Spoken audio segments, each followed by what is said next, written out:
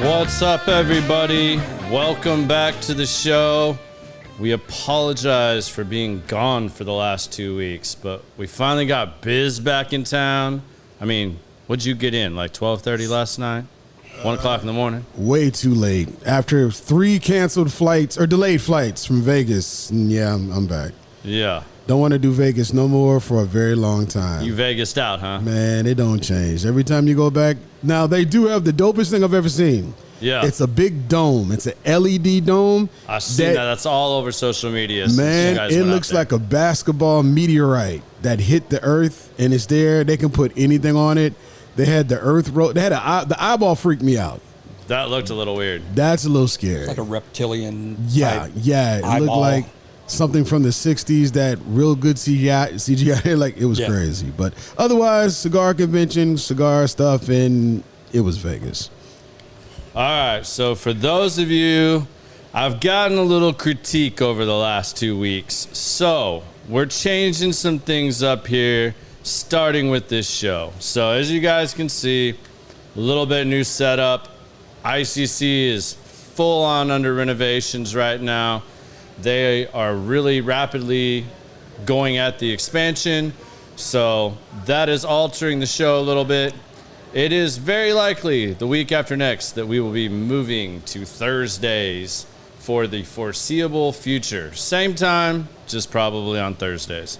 So I'm also going to start off with a little bit of what you smoking, what you drinking, because everybody has hammered me for not talking about the cigars we're smoking. So I will get into that here in a second, but without further ado, I want to introduce you guys to our guests. Our guest today is going to be Vince Barnhill. Vince is the original founder of Universal Rehearsal Studios, which is one of the largest in DFW. So many classic bands and local bands and national acts have come through Universal. It was a staple. The old building just went through getting transitioned to whatever it's going to be now. We're going to dive all into this story. This is where all the local bands practiced, rehearsed, called home forever. Every band in DFW damn near knows Vince, has worked with Vince at some point. So you guys have a lot to hear tonight. He's got some amazing stories that I can't wait to dive into with you guys. So, I mean, we're going to be talking about stories with like Pantera, Drowning Pool, Reverend Horton Heat, the Dixie Chicks, Miranda Lambert, and many others. But he's also done stuff with national acts like Lance Lopez, Jason Newsted, Izzy, Erykah Badu, and many more. So, hope you guys enjoy this show. Stay tuned, and that's what you have to look forward to. So welcome to the show, my man. Thank you very much. I'm excited to be here. Yeah, I'm excited to have you. You and I have known each other for quite a while, and I am super stoked for this because my true passion is music, as you know, and being involved and around it, much the same as you.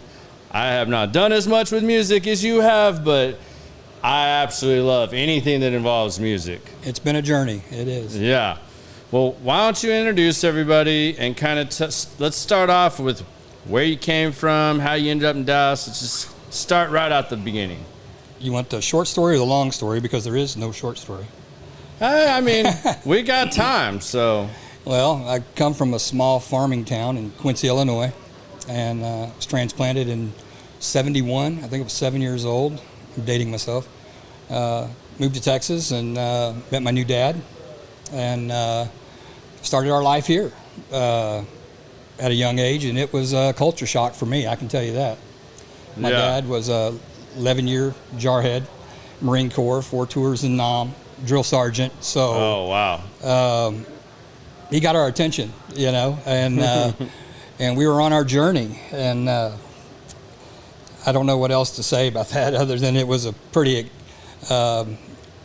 exciting journey as a kid, but you know, now I look back and I'm so thankful that I did have the childhood that I did, because it made me who I am today. So. Yeah, absolutely. Well, I know this is one of your first times, or not first times, but I know you're not a big cigar guy. But so you guys know, I'm going to start you guys off a little bit here. So what he's smoking is by Principal. It's the Koshan.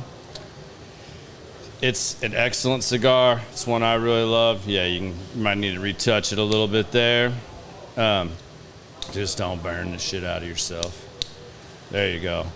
So he's going with the Principal. It's a nice light cigar. It's not going to overpower anybody, especially somebody that doesn't smoke a lot of cigars. It's one I like to give my guests. That is a tasty cigar. Yeah. I am smoking a Grand Habano Zulu.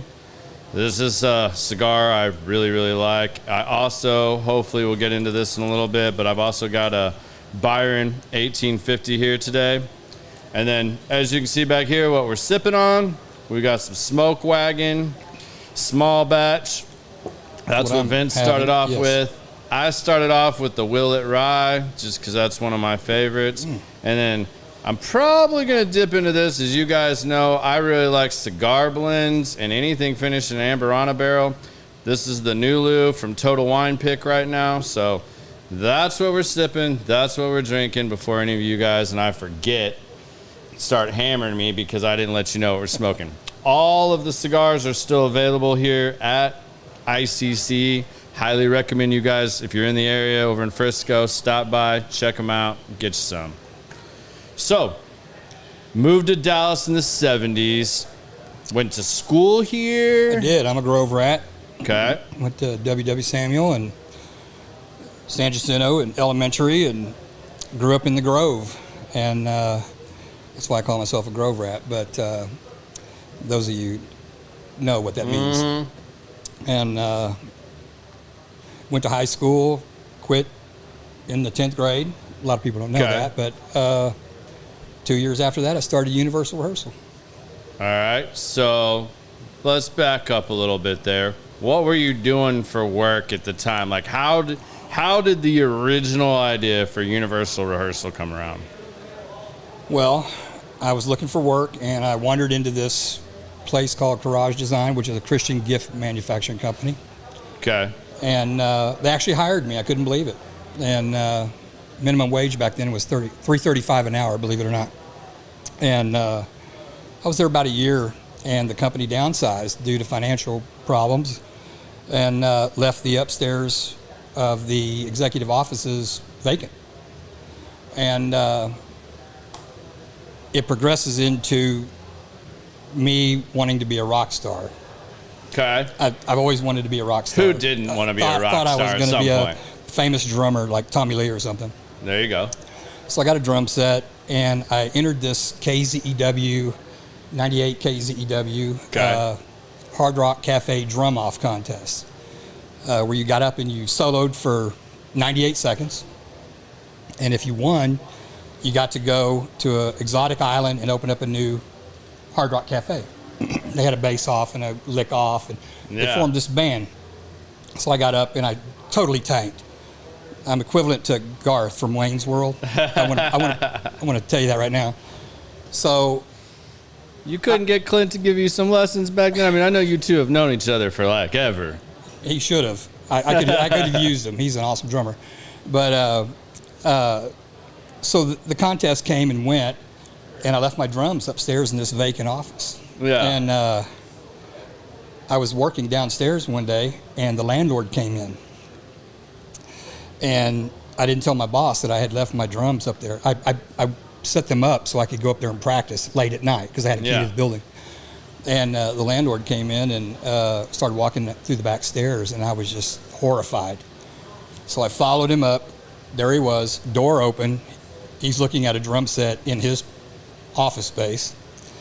And I come up behind him, and I was like, Mr. Gilbert, I'm sorry, I should have asked. And he goes, no, I don't care. I'm going to store some stuff up here, too. You're welcome to. I was like, wow. So I invited a bass player and a guitar player. On the weekends, I'd go up there and I'd jam. And literally was going to the restroom one night, and I had this idea to open up a rehearsal studio. Went to my boss, who is my mentor still to this day. And I said, hey, man, I'd really like to lease that space up there. And I said, would you talk to Mr. Gilbert for me about it? He goes, no, but you are. And I was like, oh my God, I was horrified. Yeah. And he kind of gave me some pointers because it was his landlord too. Yeah. So I went over to the office, was in the same complex, and sat there patiently and put me on the hold a couple times, and I was about to walk out. He came out and he's like, what you got? And I said, man, I got an idea for that space upstairs. Threw it out to him, and I said, I'd like to do this. And he went, okay. I was shocked. I couldn't believe that he agreed to it. Yeah. As I'm walking out of there, a million things are going through my mind. This is the first time. You got to remember, I'm making $3.35 an hour. How are you going to come up with this money? Yeah. I mean, everything. And I just said, Mr. Gilbert, I don't know if this is going to work. Would you give me a couple months free? And he goes, sure. And that's how it started. Before my first rent payment was due. So you never know until you ask. That's part of my advice that my mentor, Boo Courage, told me. Just ask. Yeah. Just ask. The worst thing they can do is say no. That's right. And I mean, that's where so many people get caught up. I mean, like, the common sense in this is have the audacity, have the whereabout. If it's something you want to pursue, just ask. Give it a go. Yeah, I was so intimidated by wealth and successful people, and I was mopping the floors, cleaning the toilets at this place, Mm-hmm. And now, I've got this idea, and before my first rent payment was due in 90 days, I had already leased the 10 or 12 rooms that I had, and by the time the first rent payment was due for the bands, half of them couldn't come up with the money. So they left, or I kicked them out. And new people would come in, and I would just up the rent a little bit. So, long story short, it was a success. I filled it up, and I had opened Universal in the metal years. I'm dating myself. Yeah. But, the basement was Smoking Dave's, Dallas City Limits was hot then, and everybody hung out in the metal clubs. And I put the word out that I had a rehearsal studio, and this list began to just stack of potential renters. Well, nobody would move out. It was like really hopping. And we could not practice until 7, and we had to shut it down at midnight because I had a regular job, and there was businesses on either side of me, insurance companies, and there was an NA next door, so we were limited on our hours. But I went to my boss or to the landlord, and I was like, "Do you have any more suites available?" He was like, "Sure, Suite B is available. It's got 6 rooms in it, and Suite C's available. It's got 10 rooms in it." Before I knew it, I had 5 suites in this place and about 25 bands practicing in this U-shaped office complex. And the list continued to grow. So I ended up branching out a couple blocks away and opened up another place. And I thought, wow, I'm onto something here. And went to Garland and opened up a couple places in Garland. 3 places actually in Garland.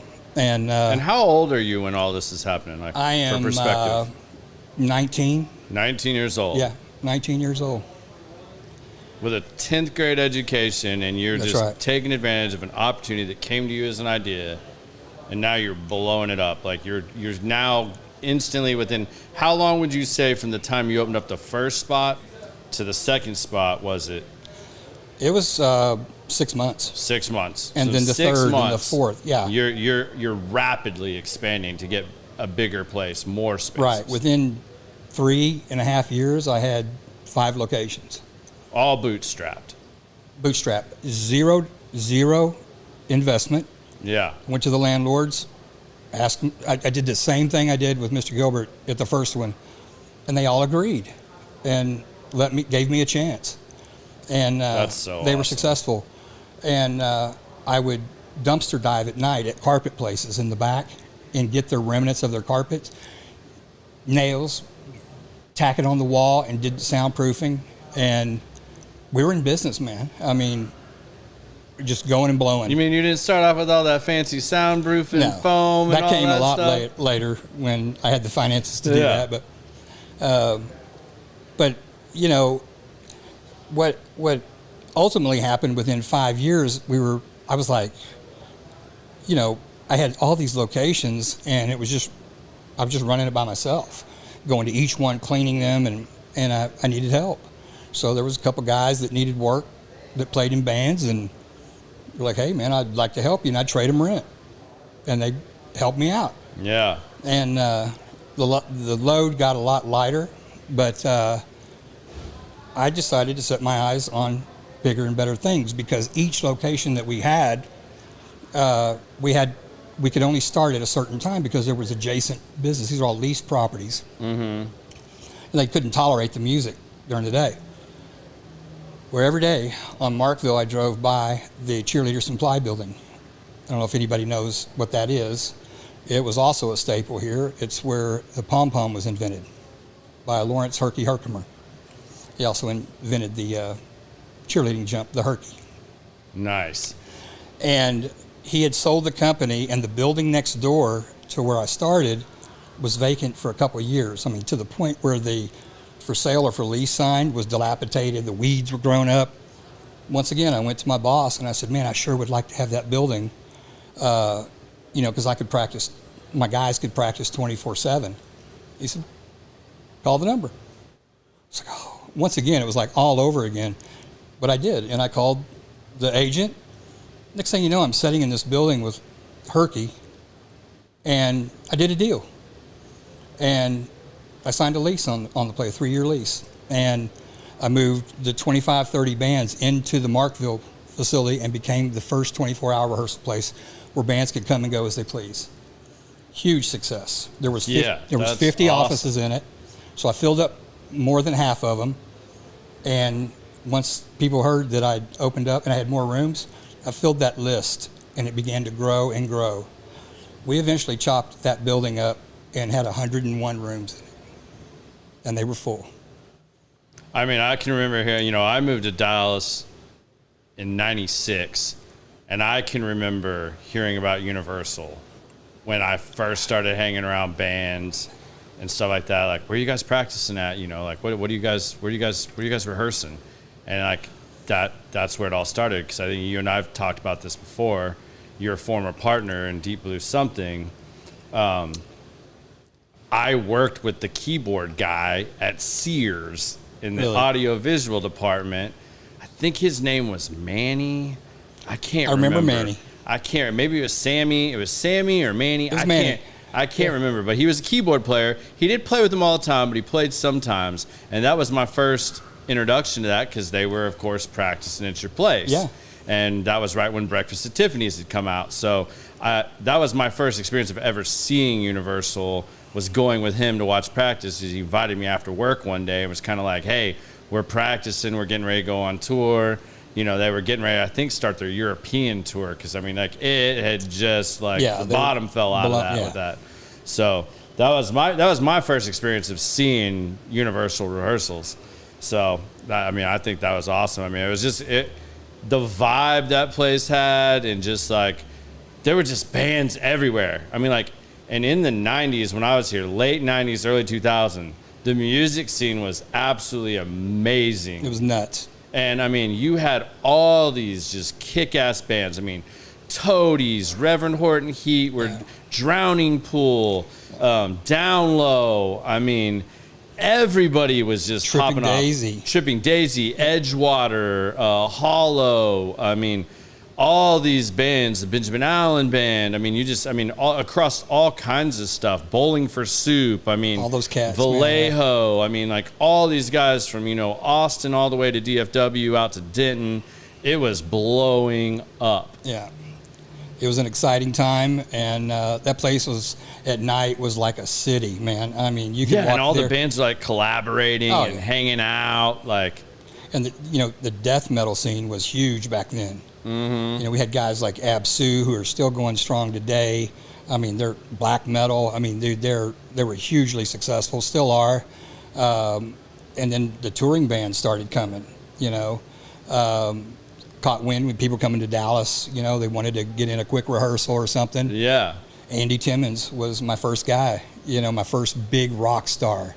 Yeah. And he's still a customer today, man. I love that guy. But he was playing guitar for Leanne Rimes. And this is after the Danger. And he brought Leanne Rimes in, and that was my first big name there. Yeah.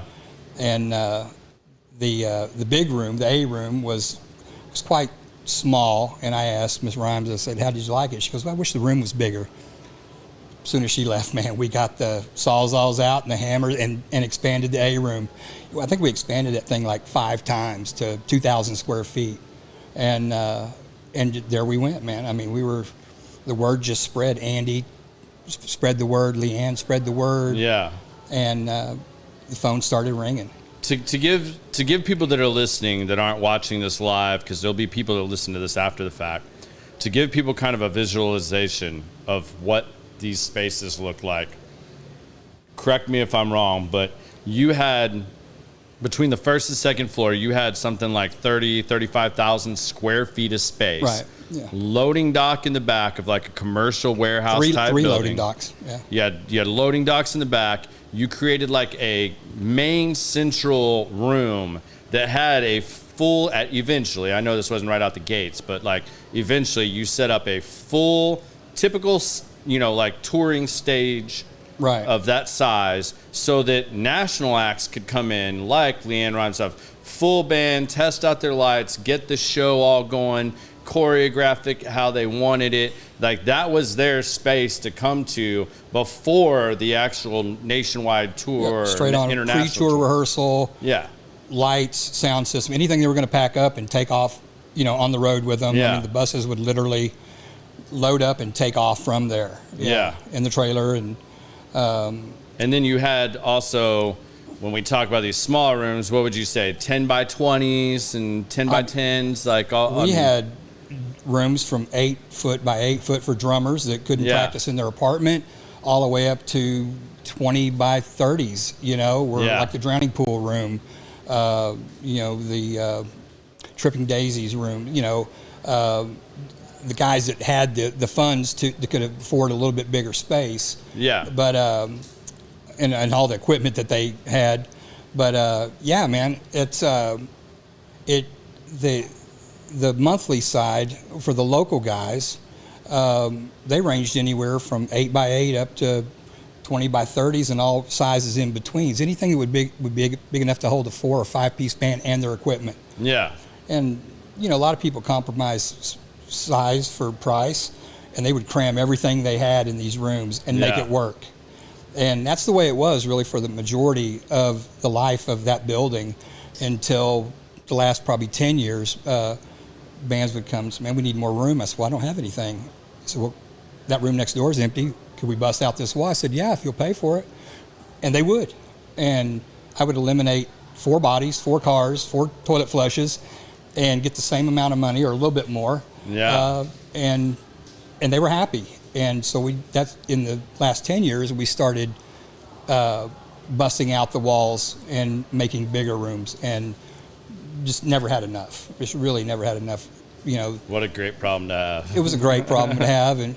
But, you know, man, we attracted everybody from pizza delivery guys, lawyers, cops, firemen, and a lot of people wanted that extra space where they could bring in a couch, a refrigerator. I mean, a lot of those rooms you walked into, and they were man caves for these people. Yeah. It was their place to go, get away from the kids, the wife, and it was their man cave, you know, and they could come and be with their bros and make music and pursue their passion. And it was an awesome sight to see these guys showing up every night to get in there and do what they love. So what do you credit to making all this possible? I mean, you actually, I mean, you bootstrapped it, but I mean, to take it from where you did to what it was right before you shut the doors, what do you credit to like all of that and the success that Universal had? First and foremost, the local musicians that supported me, that were loyal, and guys that were with me forever. First, the local musicians, that was our bread and butter. And we still have guys that are with us today. Their children are with us today. But tenacity, to fulfill a service for these guys, and just be a little bit better quality each time I opened up a new place or offered something new for them, that's really what drove me. And of course, man, the success of the company was amazing. I mean, I guy that started off at $3.35 an hour is now making quite a bit, a decent income for somebody my age with no education. Yeah. It was like winning the lottery. It actually was. Yeah. Yeah. So, but the local guys are what did it. That drove us. Absolutely. The need, Because, if you don't have the local guys, you never get to the national acts. Because you didn't grow up in the music industry and stuff. It's just like you kind of implanted yourself in it and just started growing it naturally and going to local shows and meeting these guys. Oh, we lived at the nightclubs. It's, we had an open invitation to every band that was playing, and I tried to get out to see every one of them. And I always paid. I did not do a guest list because I was supportive of the scene. These guys worked their ass off, man, to pursue their dream, and I was supportive of them too, Yeah. I owed it to them. Yeah, that's awesome, man. So I know one of the stories I thought about that I want people to really know what type of person you were and why, not were, but are when you were dealing with these bands and stuff.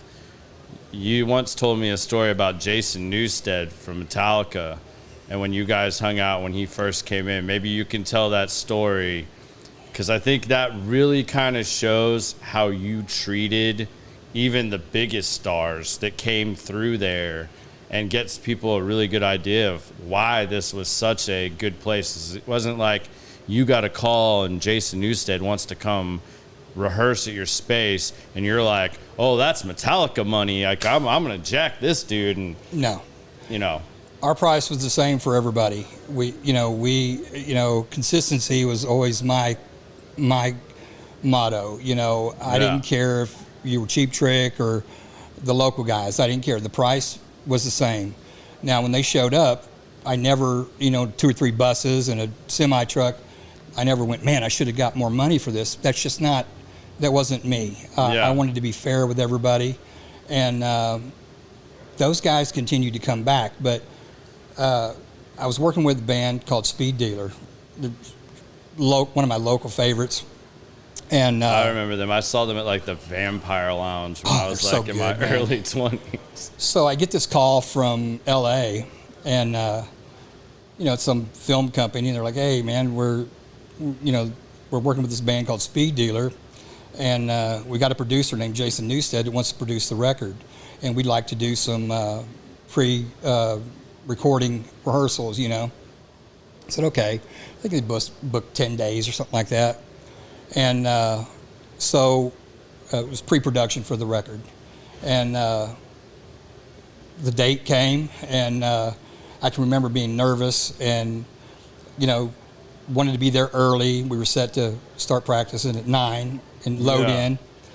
And so I get there about 8 in the morning, 8:30, and I turn right onto Markville, and I almost run over this guy crossing the street. I'm like, what the hell? So I get to the building, get everything turned on, doorbell rings. I look out there, it's the guy that I almost ran over.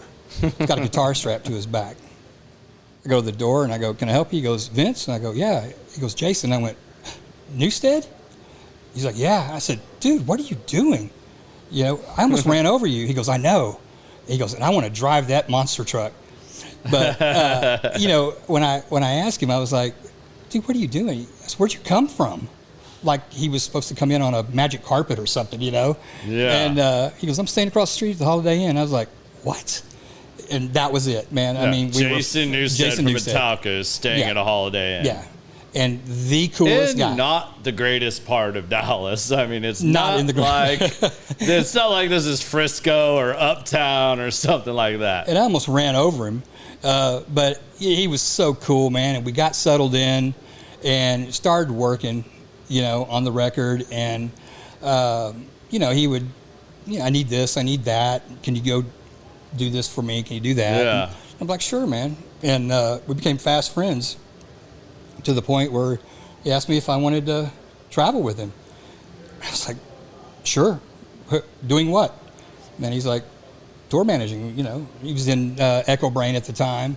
Yeah. And he was still doing a little bit of Voivod, but this guy had just came off the Metallica deal, Yeah. And, we would go to Whole Foods, and, my kids and my nephew were there for the summer. They'd always come out and hang out with me at the studio. I said, well, yeah, I can take you, you don't mind, my boys are going to go. And here we are in Whole Foods. I think I told you this story. Yeah. Where anytime I'm with a celebrity, I just kind of sit back and watch from afar, Yeah. And here we are in Whole Foods, and their policy is not to approach any celebrities. Yeah. But Newstead's off with my son Tristan and my nephew Simon, who were 8 and 12 at the time, and he's showing them how to pick ripe kiwis. And I'm standing off in the distance, and just nobody would ever believe this, and the employees are going out of their mind. They recognize him, and that's one of the cool stories. But the coolest story is, if I could tell it. Yeah. Go right ahead, man. A lot of people don't know this about Jason, how kind he is to people. We would go to lunch, and somebody would recognize him, and his food would get cold talking to him. And I would already be done and ready to go, pay the bill. And I was like, hey, man, you want me to get you something else? Or he's like, no, I'm good. That's what kind of a person he was. But during this record that we were doing, he didn't like to go to like Guitar Center and go shopping, so he would usually send me. But one day he said, I need to get out of here, let's go. So we end up at Guitar Center, and I called ahead and got everything pre-set out for us. And, half the people that worked at Guitar Center were customers of mine. They all played in bands, and I said, I'm coming in, I got a VIP, we need to get this, and that. We get in and get out. As soon as we get there, people go crazy. And we end up over at the accessory counter where all the pedals are and the strings are. Crowd starts to gather. And he's just being himself. And one of the guys that worked at the accessory counter said, hey, Mr. Newstead, on this record, this song, tell me if I'm right. And he starts laying out all these effects pedals, trying to guess what sound Newstead, how he got this sound on this song, on this record. And Newstead obliges him and says, let's see what you got. So they start pulling all these pedals out, and he's putting them in a line. He's like, connect this one, connect that one. He's like, nope. Tries it again. It was like a trivia game, is what it was. Yeah. I'm standing off in the distance, and I noticed this 13, 14-year-old kid, a little overweight, pimples, got a guitar strapped to his back, and he's got a pedal in his hand. And he's trying to get help. And Jason's like, hey, man, why don't you go help this guy? And the kid that's trying to figure out this sound is like, he can wait. Well, I noticed that Newstead was getting a little bit annoyed by it. And I sat there and I watched this kid. He patiently stood there. And it happened a couple more times, and finally said, hey, turned around to this kid and said, what's going on? He says, I bought this pedal the other day, and there's a knob missing. And the guy goes, the guy behind the counter was like, no way, we wouldn't have sold it that way. And Newstead turned around to that kid that was trying to figure out his sound and said, hand me that pedal right there. And he reached into the glass case, handed it to Newstead. He took the knob off of it, got the pedal from the kid, and put it on there and said, there you go, bud. And that kid turned around and walked out of there, had no idea who had just done that for him. Yeah. And I'll tell you what, man, that was the coolest thing I ever seen. That is the coolest story. It was. And Newstead was done at that point. He was so annoyed by those people. And we turned around and walked out. got our stuff and walked out. Wow. Wow. All right, I've got some questions rolling in on the chat here, so I'm gonna derail you for just a minute here. A good friend of mine, Lee, is asking, where did you get all the equipment that you offered at your place? How did you obtain or get the equipment as you built up? I think everybody knows that at a certain point you had equipment for pretty much everything. I think you even had trailers that you would rent certain bands where they could come and load up for their gigs and roll out. In the early days, these national acts would come in and trucks would start to show up, delivery trucks from backline rental companies. And I'd answer the door and they're like, I'm here, I got a delivery for this band, so-and-so. And I would notice they'd bring in a certain amp or a certain keyboard or whatever it was. Yeah. And I just kind of took notice of that. And I thought, wow, man, maybe I should have some of this stuff in-house. At the time, early on, I was managing a band called Magic Box. And the lead singer, Ronnie Trent, worked at First Cash Pawn, which in Garland was one of the biggest music. They had so much, it was like a music store, but it was a pawn shop. Yeah. And I called him and asked him if he had any keyboards or any amps or drum sets. And he's like, yeah. And every time something would come out of pawn, I'd go down and I'd buy it. And I started building my inventory that way. And that's how I did that for about 5 or 8 years. As long as Ronnie worked at that pawn shop, that's how I got most of my gear, a lot that I still have today. But as we got bigger and bigger, we would invest in newer stuff, new amps, until we had this huge inventory of backline, and still have it to this day. And didn't you even, if I'm correct, I mean, correct me if I'm wrong, but I'm pretty sure you guys, even in part of Universal, you opened up like a little mini store where they could like get normal stuff, strings, and we had small drumsticks goods, and heads. And I thought, late at night, Guitar Center's closed, need some drumsticks, some strings, cord, something like that. So I had this idea to open up a small goods store, and I would kind of like shuffle through my gear, stuff that really wasn't desirable anymore. We'd put it in the store, and people would wander down from upstairs and hang out at the store. It was like a local hang, and surprisingly, people would buy stuff. And we did well, we did well. We had that running for 2 or 3 years. How did you handle, answer this the best you can, and I think this will lead into a story I know you've told me before.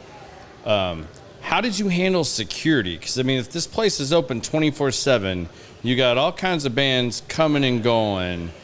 How did you keep this place secure and protect all that stuff? Because, I imagine... Well, I know these bands are not loading their shit in and out every single night. And a lot of guys, and I think this is one of the things that also made you very successful for a lot of these guys, is they trusted you.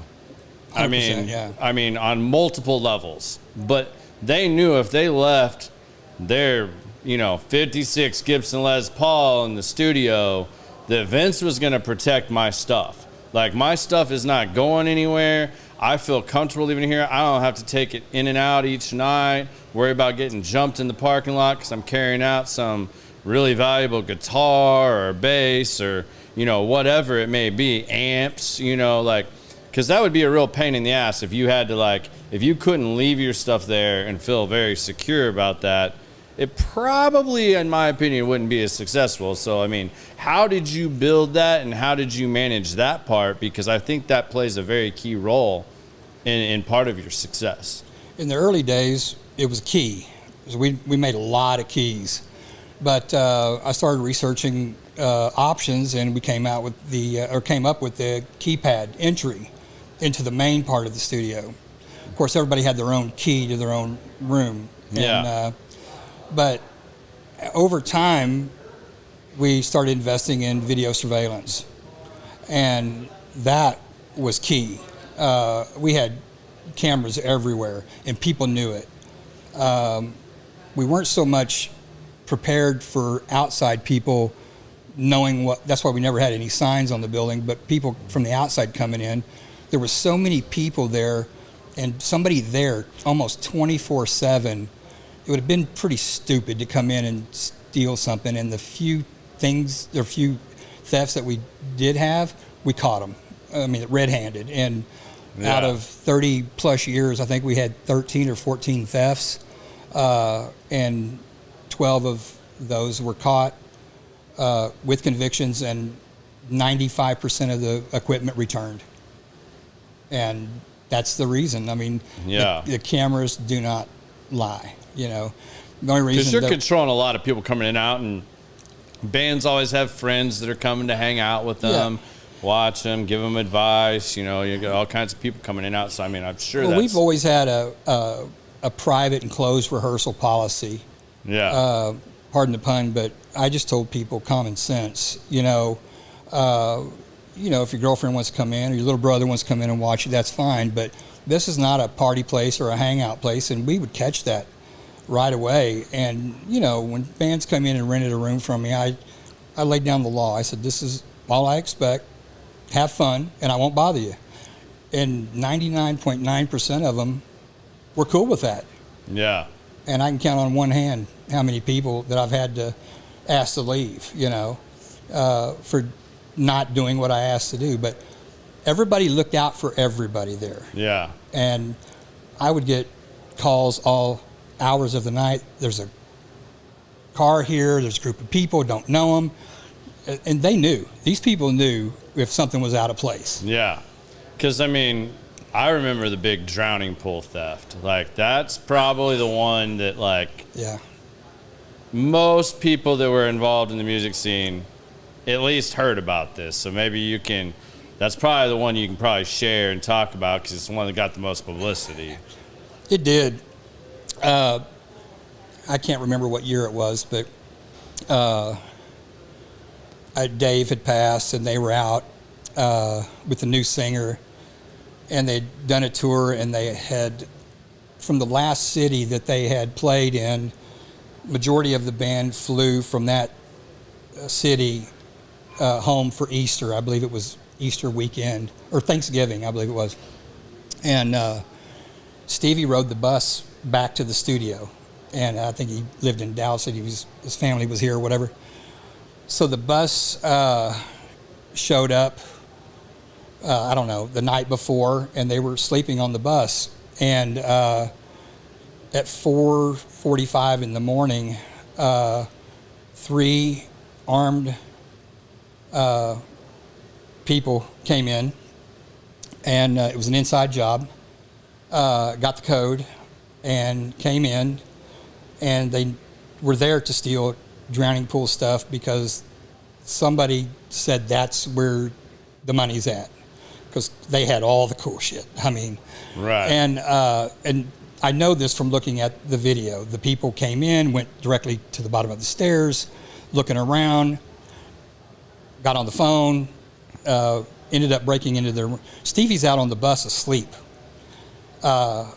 And they break in, and they load a truck full of their gear and take off with it. Stevie comes in about 8:30 in the morning, realizes that they've been broken into, calls me. I'm about ready to go to Oklahoma to be with my family. Completely shocked, and was there within minutes. Stevie was there. He was upset, and just so happens, one of the gentlemen, majority stockholder in WB 33 Channel 11, was a customer of mine, had a drum room there. I got on the phone at 9 o'clock in the morning. Said, Gary, we've had a robbery. It's bad, and drowning pool. It's a drowning pool. At 11 o'clock, the news crew was there. Brett Shipp was there. He did a story at 6 o'clock. It was on the news.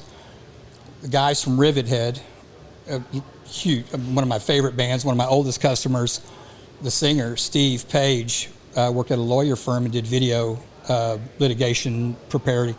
So he took the footage and edited it, put it up on MySpace, and it circulated so quick.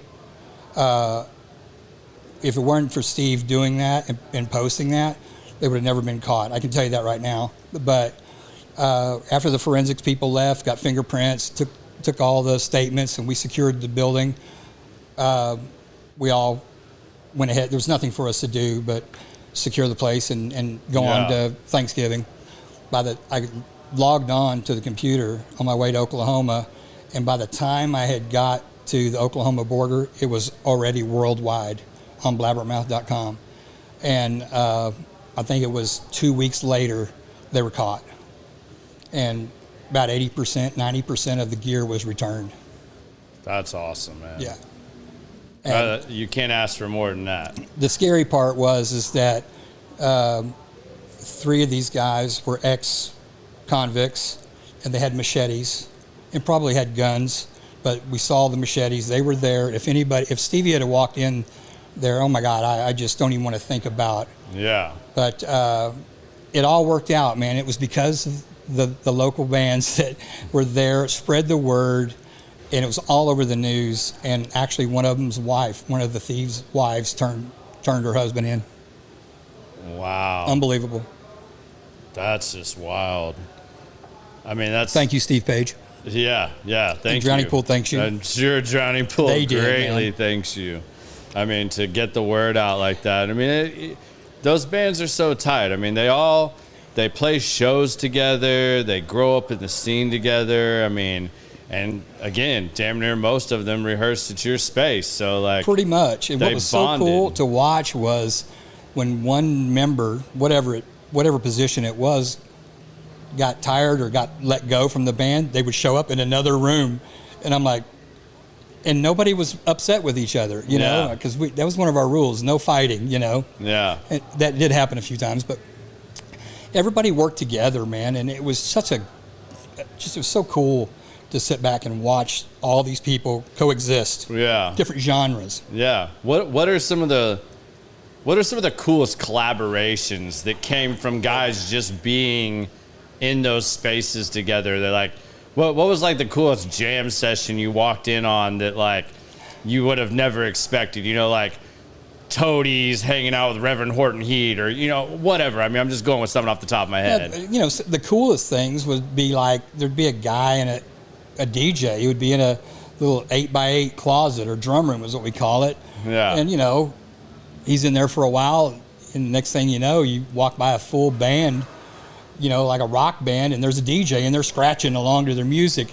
Next thing you know, they're doing a gig together, and they've added, you know, some mixing and whatever they call it, you know. Yeah. But that was probably the coolest thing. Or, you know, just seeing people bored. You know, a guy couldn't show up.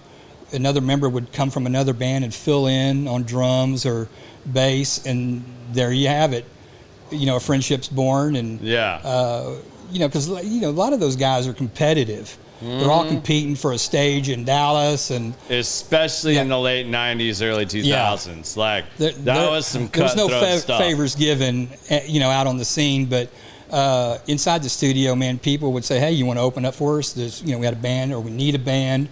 You want to come open up?" And that was so cool to see. Yeah. And I would always try to go see, you know, multiple bands, 4 or 5 bands on a bill, because that's they would cram those in back then. You know, 4 bands tonight for $10. You know, it was crazy. Yeah. That was the coolest thing to see. Yeah, because you know that the circuit of bars that the guys really, or clubs that the guys really want to play, those guys are all really tight too. The owners of those places. I mean, I know you and Clint Barlow are really good friends. Love Clint, yeah. And you know, Down Low is one of my favorite bands from my early 20s. Like Howard's my brother. Howard is my boy. Man. Yeah. I hope Howard's listening to this, because I want to get Howard on the show when we start the music podcast, which I'll give you all some more inside information on it later, because that's moving along very rapidly. Yeah, Howard knows me still, because I used to kill these guys with Jaeger, man. Like Howard, my wife thought I was kind of like making up this story back in the day, and I told her about Howard, but I mean, like, she didn't know who he was, you know. And we went over to the Armory one night, and this was just like, I don't know, man, this is probably like in the last 10 years. And I hadn't seen Howard since like my early 20s, you know, because when I got out of the music scene for a while, I got completely out. Like, I had to have a full-on timeout. Like, I got to break away from this. I got to, control my life and, get to where I just enjoy going out to see music again. Because I was way too involved for a while, and yeah, I had a lot of stuff happen. But I remember Sarah and I were across the street over at the Armory having our favorite duck wings and having some, they had the best old fashioned in the world that I had had at that time. And I remember going like, hey, let's go across the street and see what's going on at Trees tonight. And she's like, all right. And it just so happened Howard, of course, was working the door that night. And I walked across, and man, when I got within 10 feet of Howard, he was like, I ain't doing any Jaeger from you, but get over here and give me a hug. That's Howard. And like we broke down. He's like, all right, I'll do one Jaeger with you. And like, cause me and Howard used to go at it, man. Like we used to have a good time, man. Like, it's never one. Yeah, it's never. Well, that night it was like legit. It was one. Like, yeah, you weren't gonna go there. Yeah, that's straight back to the 20s. I don't know if I could drink Jaeger like that anymore. Like it was one of those things that like I hate black licorice, but like for whatever reason I was good with Jaeger, and like most people didn't have a tolerance for it. And like people that wanted to talk trash, they'd be like, all right, let's do Jaeger or Jaeger bombs. Whatever you want to do, let's go. And we would just go to town at it. Like, I just thought it was so funny. That's the first thing. Before he even said hello, hey man, so good to see you, or whatever, it was, I'm only doing one Jaeger shot with you. Yeah, we put away some Jaeger back in the day. Yeah. That seemed like the thing to do when we all got together. It was like, for whatever reason, like, it was all everybody had those chilled Jaeger machines on their bars, and that was just like that's how you can tell somebody you're born in the 80s and you were in the bar scene in the early 2000s, because that was everywhere. Let me tell you about some Jaeger. Drowning Pool was sponsored by them and had a Jaeger machine in their rehearsal room. Yeah. So it was quite the popular hangout, and they were very generous with it because they had cases of it. And Dave and I, God rest his soul, we put away a lot of Jaeger in our day, and that boy could drink. Well, one of the coolest things I remember about Universal, and I know you got a lot of publicity on this, so I want to make sure you get to tell this story. You guys had a dope, and I'm so sad because somebody, when we started sharing these links, posted a picture of the state that Universal's in now. I mean, I know the property's about to be sold, and it's no longer Universal, but y'all had the coolest mural of Dime on it from Pantera. Can you tell us a little bit about how that came about, how that mural ended up there, who did the mural? Because that was like a staple of Dallas. Like, that's probably the only way, if you were in the know, you knew what that building was. Like, because you're like, oh, it's the building with Dime on the side of it. I love to tell that story. The guys from Pantera, Dime and Vinny, hung out there with the Drowning Pool guys. They were great friends, and I've been friends with them before they were famous and doing covers. But it's no secret the tragedy of both of them. Mm-hmm.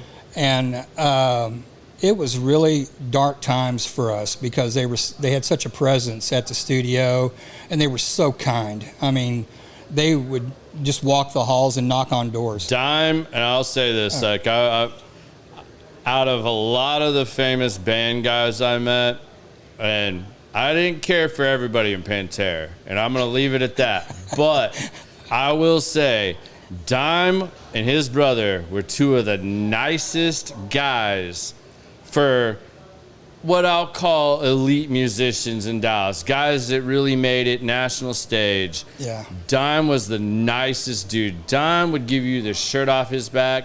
He'd give you all the time in the world. Like, I was truly sad to hear when what happened to Dime happened to Dime.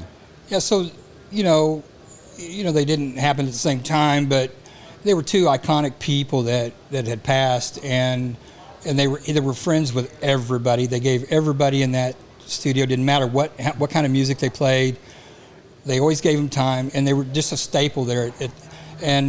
So after, a short time after, there was talk around the studio of what we could do. And Frank Capagna, who is a very well-known artist down at Deep Ellum, his son, Frankie 45, God rest his soul, was a great muralist.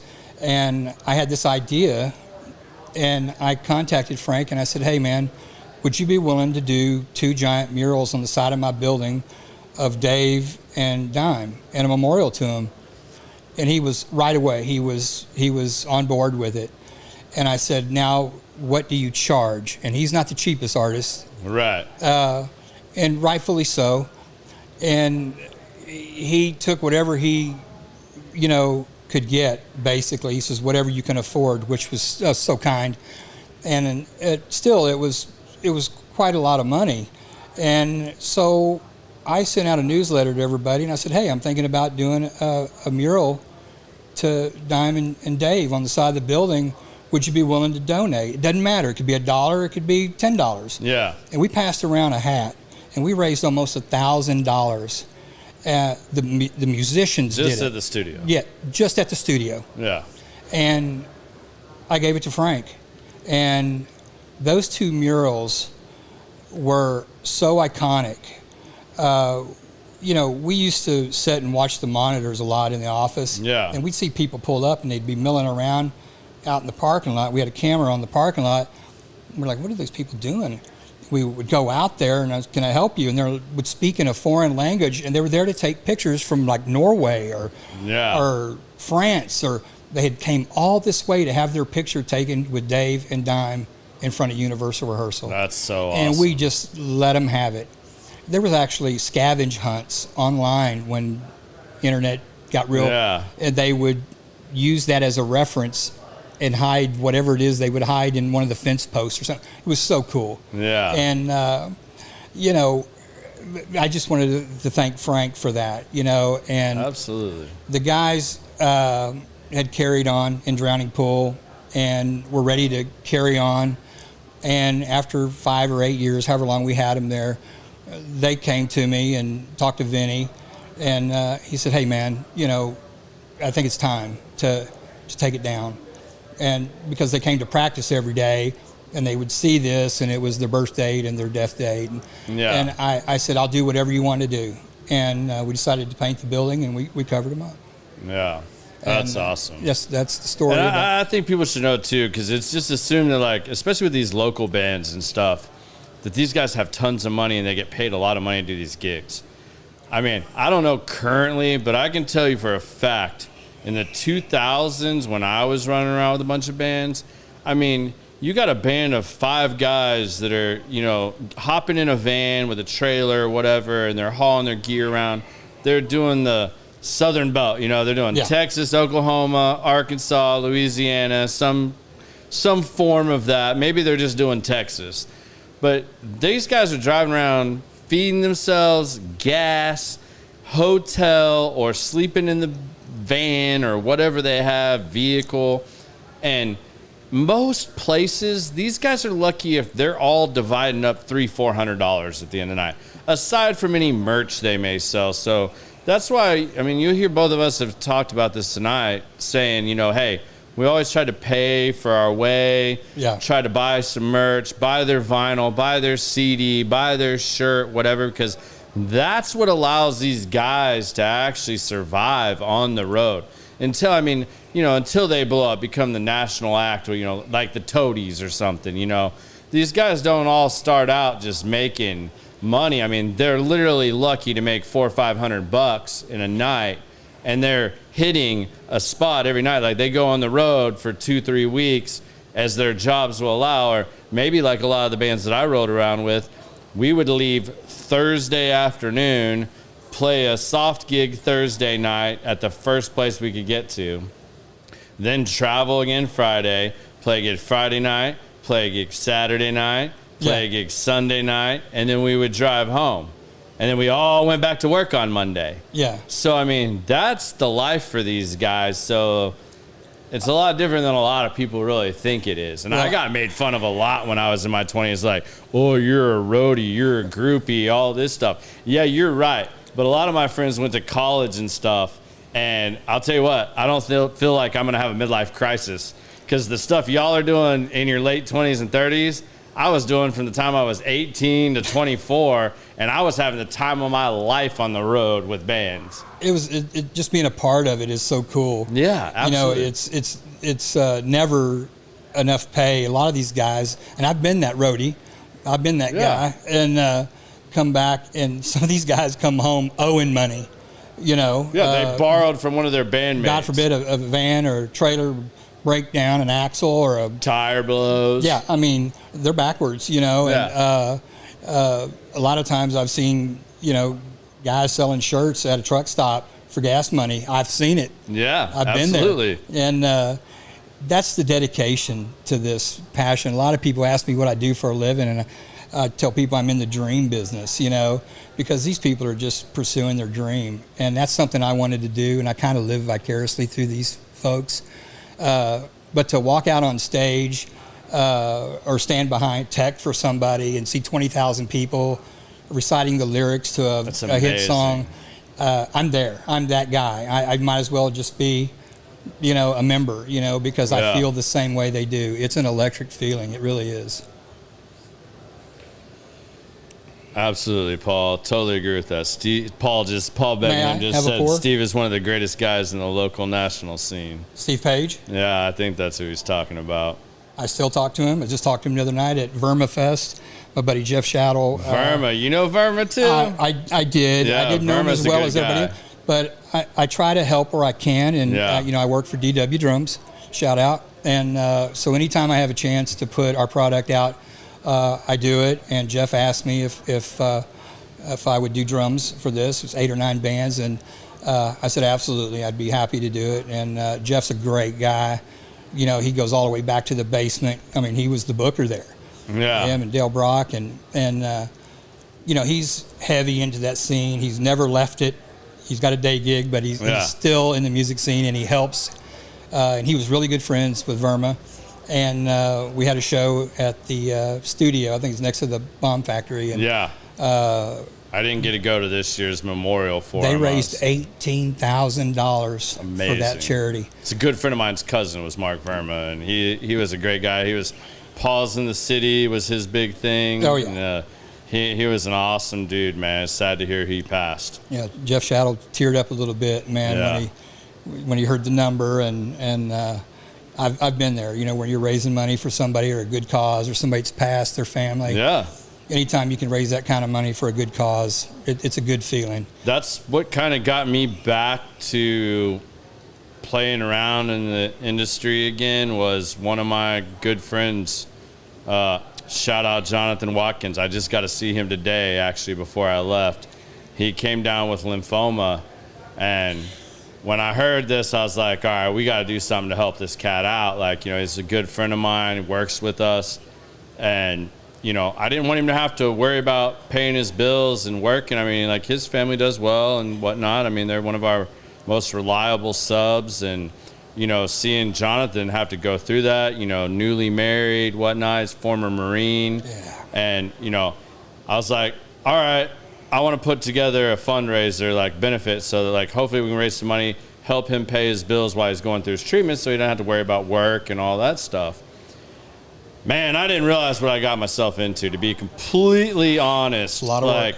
That is so much work, especially when you've been out of the game for that long. I mean, we're talking, this is a decade and a half past when I had like reached out to a lot of these contacts. But man, the minute I did, so many people came through in the biggest way.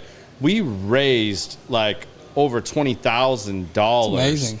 And like we're able to give that all to Jonathan so that he could, you know, take care of his family and pay his bills and not have to worry about, do I have to be on the job site? Do I got to go work? And, you know, he does HVAC work. So, I mean, like, you want to be going through chemo and trying to climb in hot attics right now when it's 110 outside. He probably did it. I mean, he did still do some of that. Like, I mean, but to know that we were able to do that, man, and so many of my good friends' bands came through for that. It was awesome to put that together and like be a part of that.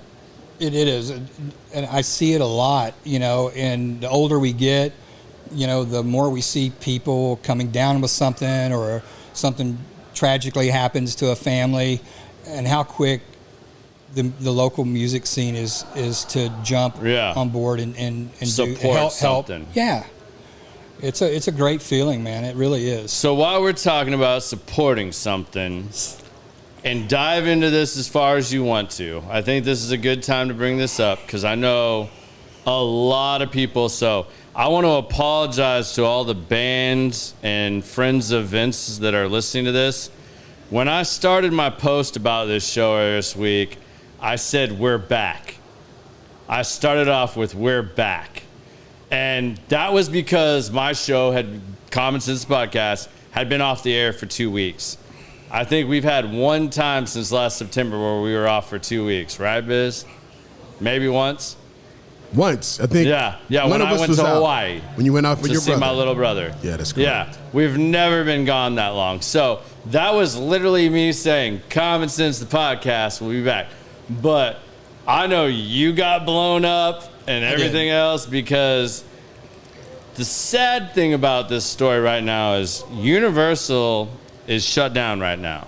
It is, yeah. And you are working very diligently to bring that back. I know you have plans to have Universal back operating in the very near future. So to whatever extent, and we're not going to dive real deep into this, y'all, but I know a lot of people would love to hear what Vince can say about why Universal is not here right now, and when you foresee or how you plan to bring Universal back. I've got to be very careful about this. I know you do. But all I can say is partnerships are kind of like a marriage or having a roommate. It's really fine and dandy in the beginning until somebody eats that last piece of pizza out of the fridge, and then things go downhill from there. Yeah. And that's essentially what happened. It being like a marriage, I didn't want to be married anymore. And the other person wanted to stay married, and I insisted, and the mud started slinging. And, that's about all I can say. And that's fine. Things were out of my control. I was helpless. It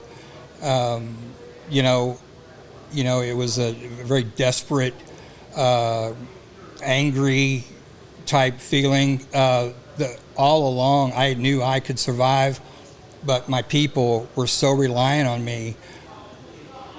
When it was out of my control, the people that were in control did not relay what was going on to over 65 bands. Yeah. And ultimately gave them 30 days to get out.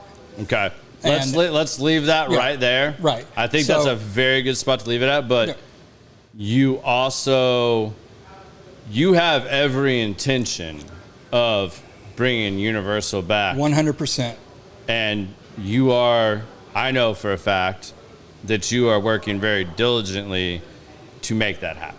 I am. There's a lot of people all waiting. Of you guys that are tuning in should know that hopefully, what would you say? Hopefully by the end of the year, there's a that's my prayer. Resurgent. That's my prayer. Yeah, I'm ready to get back to work and see these faces again, and just be amongst all these great people. Man, it's such a privilege to have worked with them, and I don't want it to end, and I'm not going to let it end.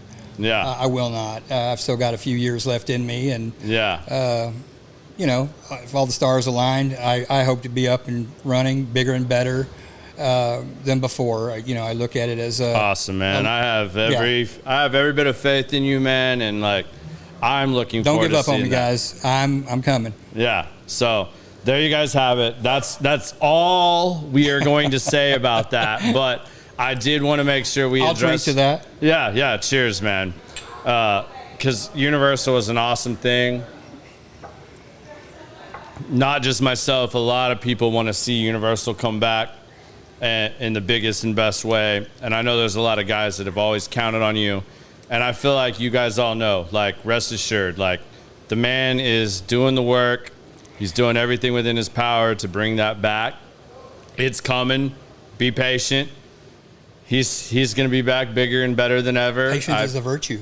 Yeah, patience is a virtue. That is the truest thing. And like, I can remember my dad telling me, like, you have the least amount of patience I've. And my wife telling me sometimes, you have the most patience. And I'm like, I take that as the highest compliment, because I feel like my patience level, especially with stupidity, I think that's part of the reason my show is called Common Sense. You know, common sense to me means you gain common sense by going through this journey of life that we are all on. And it's through trial and error and these experiences that you gain common sense. Now, whether you retain it or not, or you recognize it for what it is a whole different thing. Sure. But I think people pick up on these things a lot better and easier when we're sitting down and they get to hear two friends talk about their journeys, and they can see the pitfalls, the ups and downs. You gain some knowledge by being a part of that, listening to that, learning, and hearing those stories. At least that's the way I learn really well, is by I think we all do. Being a part of it, living, learning, you know. You have to do those things. It's common sense. Yeah, it is. But a lot of people, we all joke, say, man, that guy has no common sense. Well, do you really mean he's just not like, he's not very in tune? What do you mean sometimes when you say that? So I think it's important to talk about that, because I mean, maybe you can share some of the things along the way that like happened that like you would have done better, or maybe a little pitfall here and there that you're like, man, if I'd have known that then, I would have done this different. Or, you know, a lot of people when they're in business and they've got a great thing and they expand. Sometimes I think maybe we expanded too fast, too quick. You know, we wanted to expand into Arlington, Fort Worth, you know, and we did that, and it didn't work out the way, it didn't have the success that we had at all the other places in the Dallas area. I would say, you know, growing really, really fast could be a pitfall. Yeah. One of our pitfalls. You know, we lasted in Arlington probably 2 or 3 years. I had originally built that place for a guy that worked for us, Jason Willington from No Respect, back in the days. And he, rest his soul, he passed of cancer at 40. And I love that guy, but we built that place for him so he could run it out there because he lived out there. Yeah. And, you know, when that kind of fell apart, we were kind of like lost because he was going to be the guy. And we tried to run it, and without being out there every day like we were at the Dallas studios, it suffered. It's that security and that feeling that you provided. You can't be in so many places or more than.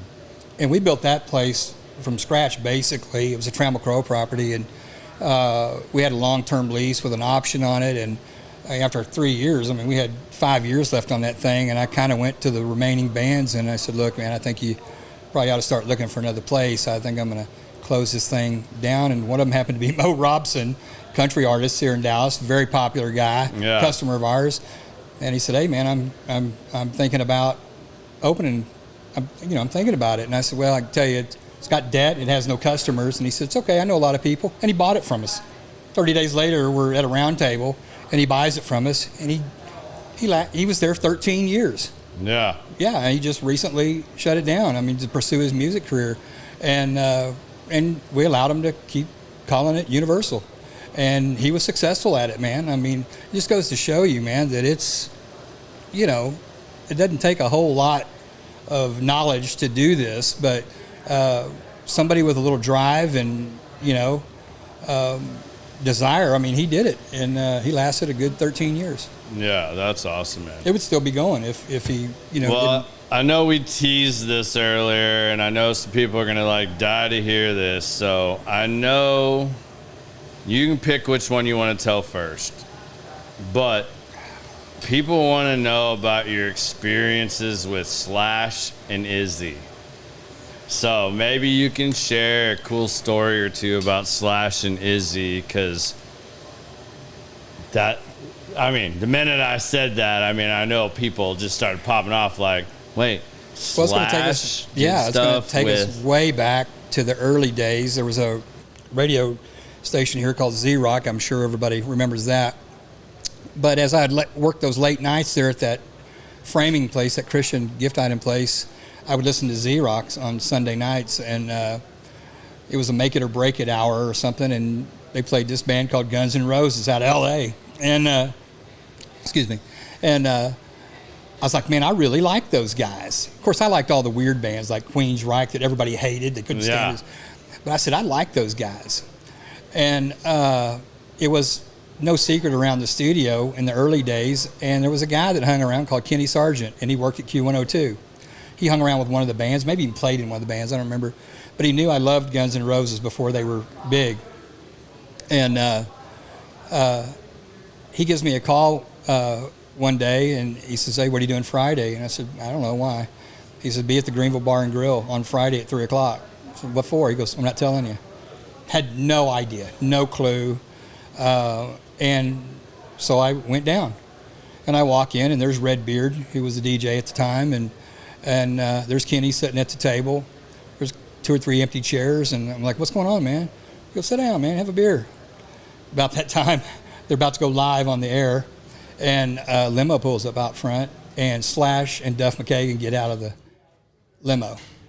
And I about lost it. You know, it was like a kid getting a motorcycle for Christmas. I'll tell you, man. And I was like, oh, my God. And he was so excited, you know, to see me excited. And Slash walks in and sits down right beside me. And they were opening up for Alice Cooper at, I don't know, some at the fairgrounds, some arena there at the fairgrounds. And I struck up a conversation with him. And a lot of people in my office have seen that picture of me and Slash when we were both 18. And we became fast friends, you know. And he asked me if I was coming to the show and blah, blah. Well, we kept in contact every so often, but 20 some odd years fast forward, Todd Lewis from the Toadies had formed a band called the Burden Brothers. Taz Bentley from the Reverend Horton Heat was playing drums, and they came to me and they said, we need a room. I said, okay. And I said, this is the biggest room I got. This is how much it is. And they said, okay. Friend of ours, Izzy Stradlin, is going to be paying the rent. And I was like, okay. I was like, sure, whatever. And didn't think anything of it. A few days later, man, I get a call from L.A., and it's Izzy Stradlin. And he's like, hey, man, I'm coming to Dallas. You know, Taz told me about you. I need you to pick me up. Let's go have some sushi, blah. And that's how I met Izzy. I think I told you at the sushi bars where I met him. But I walked in to the sushi bar to meet him, and there was only 4 people in the sushi bar, including me and the chef. And I looked around, and sitting at the bar, I had to take a double take, and then I looked over against the window and realized that Izzy was sitting against the window, but I knew the guy sitting at the sushi bar, and it was Kevin Von Erich. And who? Well, Slash, Izzy, Kevin Von Erich. I mean, like, you can't make this up. No. And I became fast friends with Izzy, did some tours with him. He has a band with Rick Richards from the Georgia Satellites, and just an amazing guy. I mean, just welcomed me into his circle, and is such an interesting guy. You would never thought. The guy runs every day, takes his Tacoma out into the Mojave Desert and his enduro, and rides with a gallon of water. Crazy. I mean, and he's that guy that's just, you know, always behind the scenes. He never really was out in the public eye, you know. Yeah, and still makes a shit ton of money from Guns N' Roses. Unbelievable. Yeah, and most people don't know who Izzy is, because, like, Izzy didn't stay around long. A lot of people think he got fired, but I know the real story behind that. But he told me what had actually happened, which was bizarre. I mean, for this guy to tell me exactly what happened was pretty cool. But I thought it was bizarre that, you know, it was his choice to leave. Yeah. You know, addiction had taken over the band, and it was a big problem. The only time they saw each other was on the stage, and He's been clean for 20 some odd years now. Yeah. Amazing guy, real healthy, health food guy, you know. And every once in a while I get a call from him, just see how I'm doing, man. Yeah. Well, Yaki is real concerned that you're going to drink all his smoke wagon over here. So, yeah, I brought that just to put it up here for you. That's Yaki's favorite. I absolutely love it. Yeah. I will so be now you got competition, Yaki. I will be. And we hope you and Samantha are both doing well. I want to give you guys both a shout out. So, real quick here. But, yeah, man, that's amazing. So, talk a little about, because I, you know, like one of my goals, like, all right, I'm going to go ahead and announce this now. So those of you that have stayed around this long, I can finally say the name because I have the domain secured. I have the social media secured. We're incorporated. So hopefully sometime in late September, y'all get to see the music podcast I've been talking about. Music podcast is going to be called Before the Amplifiers. So I like it. Yeah, thanks, man. I really appreciate that. And as you can imagine, there's a lot of people I'm connected with, and Vince is one of them. We're going to bring you some cool stuff, and I know my buddy Vince over here is going to help me line up some of these shows that we're going to bring to you guys on the podcast. And it is most likely going to be on Rumble. So I'm going to make some posts as that comes along. You guys will have to check it out on the Rumble. You'll have to download Rumble. And that's where we're going to put this show out. But stay tuned because it's going to be good. But I have a personal goal because I want to bring back, and I think the perfect way to open up this show, and I'm going to go ahead and say it just because that's what I do. But I want to bring back a Dallas legend that I know you're really good friends with. I know he's living out in Nashville. He has a new album that dropped. And I know you're real good friends with Lance Lopez. I am indeed, yeah. Maybe you can tell us a little bit about maybe a good Lance Lopez story. But for those of you that don't know, I highly suggest you go check out Lance Lopez. Download any of his stuff, or Supersonic Blues Machine. Yeah, I mean, he played with like Billy Gibbons. This guy's played with B.B. King, Stevie Ray Vaughan type stuff. Like, he's like a guitar virtuoso from Dallas that if you don't know, you should know. Lance is a guitar badass. He is. It's definitely a show to see, and I had the privilege and pleasure of, you know, he rehearsed at our studio, and, you know, most of the time he would rehearse during the day, and a lot of times I'd be out running errands, but I came in one day and he was in the front room, and I heard this just ripping blues guitar, and I said to my employee, Mike Kelly, I was like, dude, who's that? And he goes, that's Lance Lopez. And I went, really? And I sat down and I listened to the whole set outside. He didn't even know I was there. And he came out, and we crossed paths, and I introduced myself, and he goes, oh, man, you're finally get to meet you. And I was likewise. And we struck up a great friendship. And it wasn't too long after that, he said, hey, man, you want to go on the road with me? And I was like, yeah, I would. And off we went. And I've been all over the country with this guy, man. And I really didn't know how badass he was until we landed in New York at B.B. King's. And he had sold out the big room the first night. I don't know if you've ever been to B.B. King's in Times Square. It's amazing. It's unbelievable how people watch a show there. It's like a dinner venue, and they eat and they watch an amazing show. And they clap only at the end of a song. And they eat. And he had sold out. The next night, he sold out Lucille's, which is the B room next door. And I walked away from that place. I mean, legends would come in and set in with him on some songs. I mean, these are like 80, 90-year-old legends would come in, and they would bow down to him. And I was like, who the fuck is this guy? And he was a kid back then. He's a kid. He was a kid. I mean, I was older than he is. I'm still older than he is. But, you know, I was like, wow.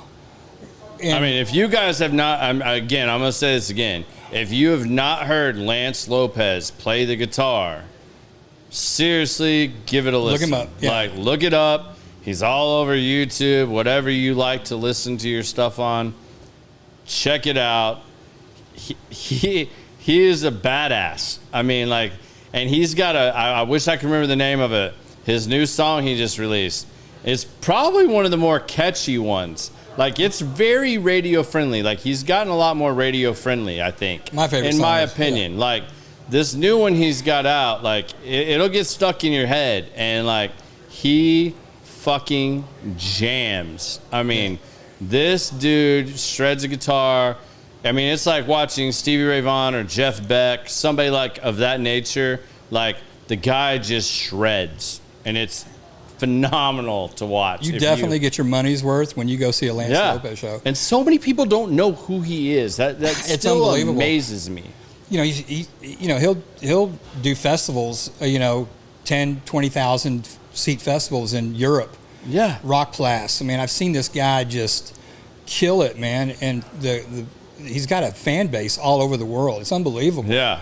But, the last tour we did with him, we went up into Chicago and Pennsylvania, and we did a record up in upstate New York. And just this guy had a huge turnout everywhere we went. Chicago and Buddy Guy sold out. I mean, and I'll tell you another good guy, and not to take away from Lance, is Wes Jeans. I don't even know who that is. Oh, he's from Marshall, Texas, and Okay. they do a lot of touring together. They've done a record together, and I love me some Wes Jeans, man. To see them both, it is a treat. But I've done a couple tours with those two guys, man, and two of the best underrated, least known badasses from Texas, man.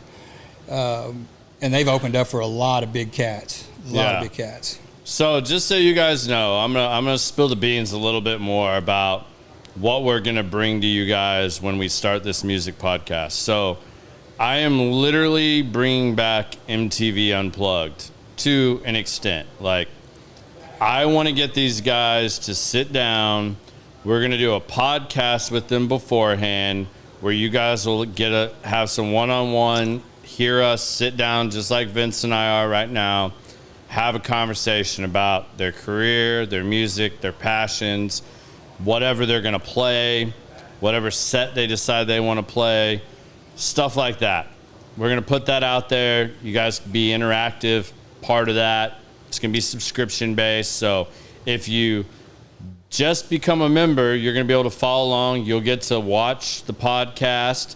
You'll get to hear that. That'll all be live. But if you're a paying subscriber, you'll get early admission to buy tickets to the event if you are local here in DFW, where you can come see the show if you want. You'll get first access to that. And then whether you could be at the show or not, you will get to stream that live show. So just think Lance Lopez, something like that, where we're going to ask him to play acoustic, which I don't know. I mean, I've seen him play around with his acoustic a little bit on Facebook, but I don't know if he's ever done a whole show acoustic. I've gone and seen him do acoustic sets at coffee houses. So maybe he has. Yeah, man. Maybe he has, but I'm just saying, like, it's not something you normally see. And to me, acoustic lets you guys get a real feel for what that artist is truly capable of. Because when they're sitting down writing a song, most of the time they're not amping up and doing this whole thing. They're fiddling around with an acoustic in their apartment, in their house, on the tour bus, in their hotel. That's where the song comes to life, typically. I'm not saying all the time, but typically. So to be able to hear that, I mean, it takes me back to when I was a kid and Nirvana did it. You know, people that were 10, 20 years older than me when Nirvana first came out that weren't into that type of music, when Nirvana did Unplugged, a lot of people prior to that were like, I don't get this. This is five guys blowing out, a small club. They're amped up. They're breaking shit. They're just playing their brains out. And they couldn't really hear how good of a songwriter, how good the melody was, how good the riff was. But then you put them on MTV Unplugged and they break that all down acoustic. And then people that were, 10, 20 years older than me, they were like, holy shit, they're really talented. Like, wow, that song was really beautiful, because they could hear Teen Spirit or, any one of those songs played unplugged. Yeah. And it gave them an appreciation for what a good artist was. And like, they could hear the beauty in the song. And that's what I want to bring back. Like, I want to do that. Like, I would love to have Toadies, Reverend Horton Heat, those guys that some people may be turned off by, just like, because these guys go pretty hard.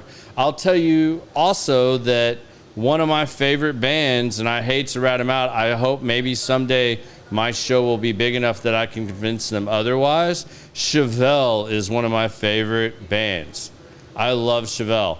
I met these guys going to an Austin show. Me and my old roommate went and had sushi. We're walking back, standing in front of this bike shop, looking at retro bicycles in a window. And everybody is 2 blocks away, lined up outside their tour bus in front of the venue, thinking that they're all there. Okay. Well, we didn't even know it. They were eating in the same damn restaurant as us. They were just in some back room where we didn't see them. Right. But then when we all walked out and were headed back towards the venue, we were just taking a casual stroll on our way back, and we just stopped in front of this. And my roommate starts tapping me on the shoulder. He's like, dude. And I'm like, what? And it's like, there they are. And I knew the lead singer was like a germaphobe and like all this other thing. So I just offered daps. And he was like, you know me. I was like, cool. Yeah, man. Like, how are you doing? He's like, I'm great. I was like, we started talking. It was so cool to sit and get to meet those guys on a personal level like that. And he's like, what song do you want to hear tonight? And I was like, all right, on point 1, your very first album, there's a song that you literally start off playing acoustic. And I was like, I collect acoustic music. Like, if I can find something that somebody did acoustic, I collect that. And he was like, man, I have an acoustic guitar on the bus, but he's like, we've never played that song live. He's like, we're just too metal for that. And I told him about my idea, because originally I just wanted to open up my own venue that was like an audiophile place where you could have food and drinks and be a small, intimate setting, until I came across the idea that I could do this with a podcast and bring this to life. And he literally like completely shit on my like whole thing. It was like, yo, we're just too metal to that. Like, I don't know that we would ever do that. And dude, it like broke my heart. He's like, well, what other song would you want to hear? Pick another song. He's taking requests. I forget what I even said, but about 2/3 of the way through the show, me and my roommate, we're like literally standing at the back of this place, because I always try to go get as close to the soundboard as I can. Because if you know anything about music, go get by the soundboard, because that's the guy running everything. Best seat in the house. It's gonna sound the best right there. Like, get as close to that soundboard as you can. You don't need to be in the front row. Like, I mean, if that's what you want to do to enjoy the show, go do it. But if you really truly want to hear your favorite artist or whatever, or you're buying tickets to a concert, buy the seats closest to the sound engineer, because everything's 100%. coming right there. I mean, yes, he has headphones on, and yes, he's more plugged in, but I can guarantee you, whatever venue you're in, that's going to be the best seat in the house. Like, whether you're on the side stage, behind the stage, it ain't going to be as good as by the soundboard. I can guarantee you that. Ask anybody that's done anything. Like, be by the soundboard. But I can remember sitting back there, and he was like, all right, this is for you, man. And he played the song, and they hadn't played that song live in a long time. I forget what it was at this point in time, but dude, that was so amazing. Are they still touring? Latched onto. Oh yeah, they put out albums so fast. Like, really? And that's one of the things I love about them. Like, they don't sit around and wait. And I asked him at the time, I was like, when is your next album coming out? He's like, funny you say that, because my BlackBerry got stolen and my dumbass doesn't back it up all the time. And the entire lyrics to the next album were pretty much on that BlackBerry. So I still have a lot in my head. I got to redo it. And like literally like 6 months later, the album came out. But like he Awesome, literally had his BlackBerry stolen that like he put everything on. So for all you musicians out there, back up your shit. 100%. You know, you're on the road traveling and stuff like that. It's really easy to lose something like that. Erykah Badu misplaced her MacBook with a whole record on it. Yeah. Luckily, they recovered it. Yeah. That's awesome. I mean, you've had everybody. I mean, like, you don't just have metal bands or rock bands. I mean, like, literally everybody has been at Universal. I've got a story about Erykah Badu. Before I moved here, I was in a DJ coalition called the Core DJs. And we came down here to, it could have been your spot. It was a studio she had. And now that you're describing it, it sounds so familiar. But she did an entire set where all of her band members used laptops. There was not a live. It was no live instruments. Everybody had a laptop playing their instrument. It was Universal. It may have been, like I said, this was back in 2012. Yeah. About 2011, 2012. They would do rehearsals there. It was called the Cannabinoids. And, yes. Yeah. And we came down here. We were invited. It was Ringo, Rashad, all these, I mean, badass DJs. But this wasn't like Serato. These the keyboardists, all laptops. They had laptops. Yeah. I'm looking for instruments. She said, we're doing something a little bit experimental. You know, Erykah Badu is like that. And so have you been in her sessions? You know her? I mean, she's from here, but I had no clue. But to see an entire band play on laptops the whole session, no instruments, everything was done with laptops, and it sounded amazing. It's cool to watch. It is, man. It's cool to watch. She is very, very, she is Jimi Hendrix in the form of a female. Yeah. She is. And for those of you that didn't see this, if you go to Facebook and you're listening to this after the fact when we post on all the other things, go check out our Facebook page. Paul just shared a link. Paul Beckingham shared a link in the comments to Lance Lopez. You guys will enjoy that, I promise. Check it out. All right, give us a Reverend Horton Heat or a Toadies story. Well, because everybody local loves Reverend Horton Heat and the Toadies, and I know you have a long-lasting relationship with those guys. Well, Jim and the Rev, Jimbo, and I've been through a lot of drummers, but they've been a customer of ours for 15 years plus. Yeah. And I love Jim to death, man. He's such a great guy, and he's such a legend in this town. Absolutely. Everybody, he's big in the hot rod scene. He's a big car guy in the rockabilly scene. Jim always come down, pull up a chair in the office, and just 10 minutes turns into an hour. And we talk about so many things. He's a gun guy. I'm a gun guy. He's hot rods. Oh, I almost left that out. Yeah.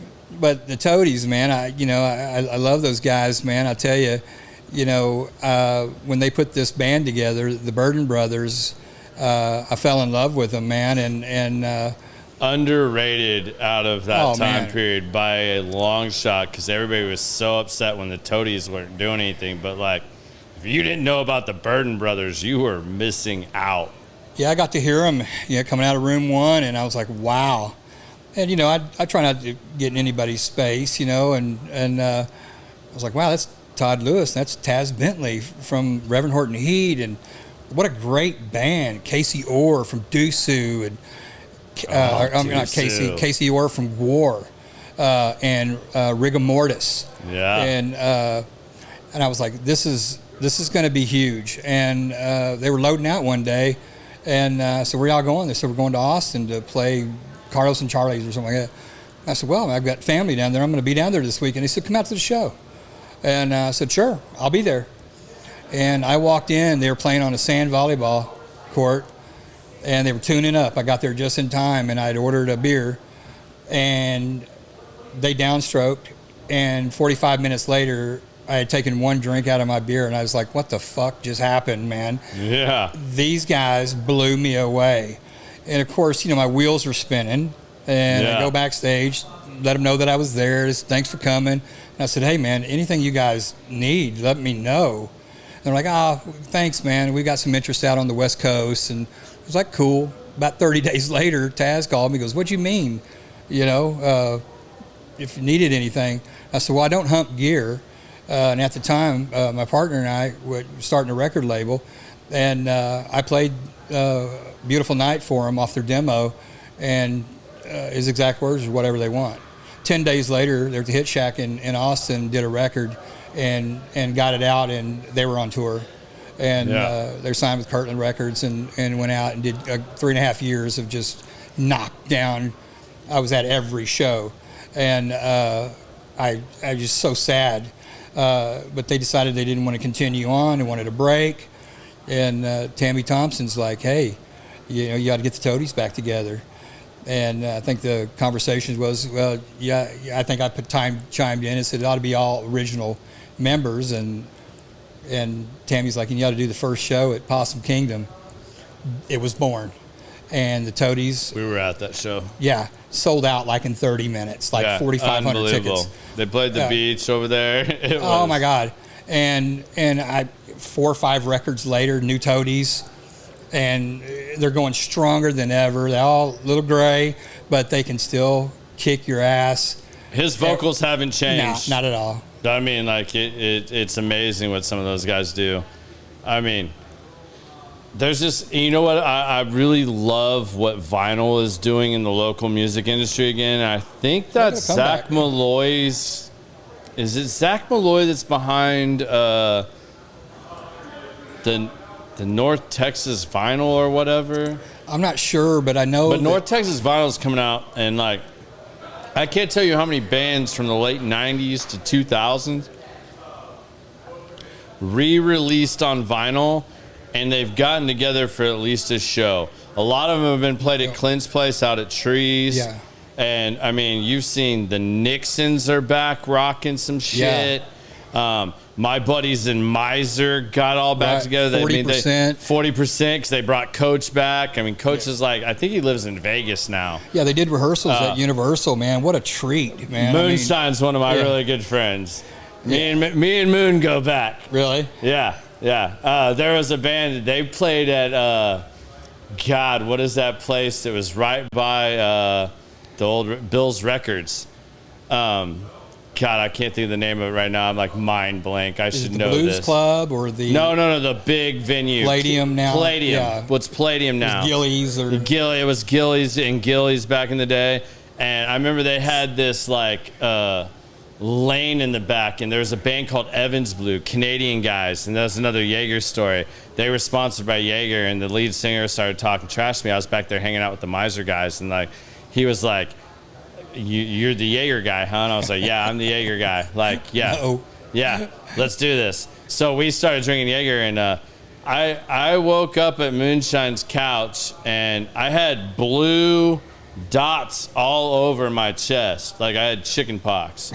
Well, they had scooters that you could ride backstage in that long alley, and they had the pool tables. Me and the lead singer of Evans Blue were jousting with pool sticks on scooters. No. Yeah, great time.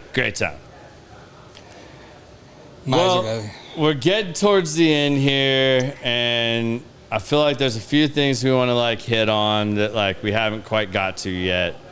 You're like, I think, correct me if I'm wrong, but like you were the 80th person to get your license to do CHLs. Yeah, so in Texas, like you're a big gun guy. I am. A lot of our listeners are big gun guys. I was, and 90s I wanted to pursue something else and became a gun dealer, and the concealed carry was coming to Texas, and I thought, wow, man, I'd like to pursue this. And so I went down to DPS and signed up, and I was the 80th person in the state of Texas to become a concealed handgun instructor. There were 350 of us, and first day was 8 hours of legal. And, the legal department's like, so everybody wants to get rich, giving everybody permits. And everybody's like, yeah, raise their hands. They said, well, welcome to the food chain. After the break, the lunch break, half of them didn't return. But I stuck it out, and I became a concealed handgun instructor, and it wasn't all what it was stacked up to be. There's a huge liability in that. But I continue to be a gun dealer, and all my friends have got every gun they've ever wanted, and so do I. But that was fun. Security for Universal. 100%. Yeah. Yeah. But, and you're also a big motorcycle guy. Like, one of the pictures that has gotten the all right, there's 2 pictures out of the 3 that you gave me that we posted when we shared this. The number 1 picture was you in front of your motorcycle. Okay. And I think you still have this bike. I do. All right. And everybody is like, that is a fucking sweet bike. Tell everybody about the bike a little bit. And I think that's a Martin Brothers bike, if I'm correct. It is a Martin Brothers bike, and Joe and Jason are dear friends of mine, and music brought us together. Before they were famous, they had a band, and they practiced at my place. What was their band called? American something. It was, all right. I can't remember what it was, but, you know, they were rock, and Joe's a shredder. You know, a lot of people don't know that. Metal shredder. And, all right. But they were building motorcycles out in Duncanville, and when the Burden Brothers got together and we did a deal with them, we had a show at the Granada Theater. Yeah. And we were up in the VIP section, and all of a sudden, I noticed Joe and Jason were there. And I don't usually get starstruck around anybody else, but they had just won the Discovery Channel Biker Build-Off. It was early days. Yeah. And I couldn't control myself. And I really could, but I introduced myself to them, and they were huge fans of the Burden Brothers. They absolutely loved them, and I said, well, I'm your guy. Yeah. And of course, they were at every show, and they welcomed me into their world. They said, man, you ought to come out to the shop, and you know, I wasn't into motorcycles at the time, and they welcomed me into their circle of friends. It's not a big circle, but they treated me like family. And next thing you know, they're like, hey, man, you want to go to SEMA in Vegas? And I was like, sure. Yeah. And the next thing you know, we're fast friends, and we had a merch shop at the time, and we went to dinner, and Joe's like, hey, Jason, to his brother, Vince does merch. Have him do all of our merch. And those guys were doing, like, hella merch. Yeah. Because they were so popular. And, I mean, just right behind West Coast Chopper stuff. Yeah. And I'm a car guy, and I went to Austin to a show, and me and Joe were hanging out, and we went out and looked at this 64 Lincoln. He's like, Vince, you got to look at this car. I couldn't sleep, man. I ended up buying the car, and Joe and I had a 64 Lincoln. 64 Lincoln. That's got the suicide doors, Suicide right? slam. Oh. He has that car today, and I said, Joe, I'd really like for you to build me a bike. And he's like, okay, and I was like, what do you think, man? And he goes, I don't know, we'll work something out. And he'd never talk money with me. And I said, well, I want one, and I want one bad. And so he said, hey, man, what are you going to do with that Lincoln? I said, well, I don't know, do you want it? And he's like, maybe. And I said, well, I'll tell you what, you build me a bike and give me that Corvette you got, and I'll trade you. And the deal was done. And the bike that he delivered is the bike you see in that picture. It's so beautiful. It was over 100 hours in paint work on that thing. And dude, I mean, they are top of their gang, because he's got a show out now called Iron Resurrection on Velocity Channel, him and his bride, Amanda's sweetheart. And they're just have really blown up, and not building so many bikes now as they are cars, because the show's taking up a lot of their time. But I love those guys, man. I'm their biggest fan. I love Joe. Absolutely, man. All right, well, unfortunately, I'm going to have you back when we start the music podcast. I mean, I say unfortunately, but I'm super excited about this. I know you and I got some things in the works. We'll leave that at that for now, but now's the time when we start winding down the show. Okay. I know you've seen the show, so I got some questions for you now. Okay. Now's the grilling. Okay. Now's the grilling. You put me on the spot. Yeah, I'm going to put you on the spot. Go for it. So, family man, you have 2 sons. I do. If you could leave them with one word of advice, one statement, one piece of advice, what advice would you leave your sons with? If today was your last chance to give them some piece of advice, what would you leave your kids with? I would tell them to bless as many people as they can, and just be the best husband, father that you can be, and really that's about it. Other than just Be a good human being.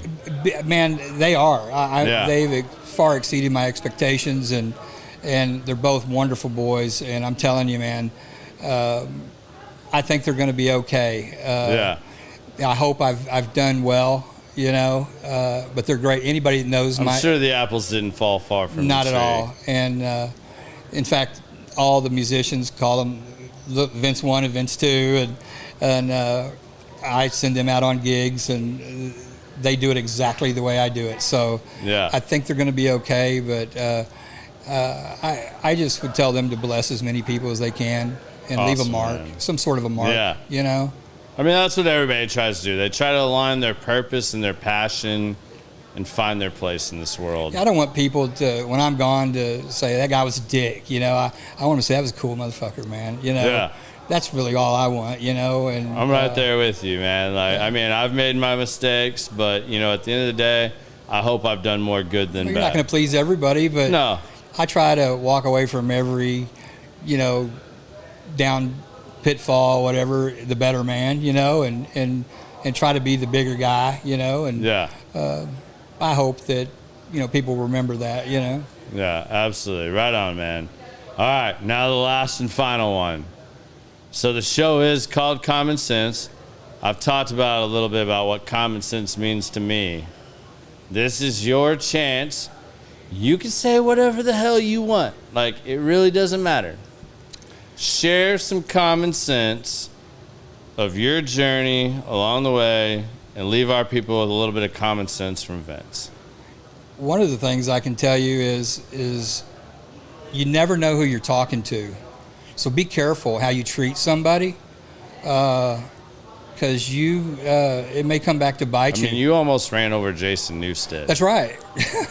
That would have made some news, wouldn't it? But, man, just treat everybody the way you want to be treated, man, and try not to get over on somebody, man. I mean, there's no amount of money worth losing a friend over, and in business or in regular life, but common sense is just what it means, man. Just treat people the way you want to be treated, and leave an impact on somebody if you can, a positive impact. That's what I would say.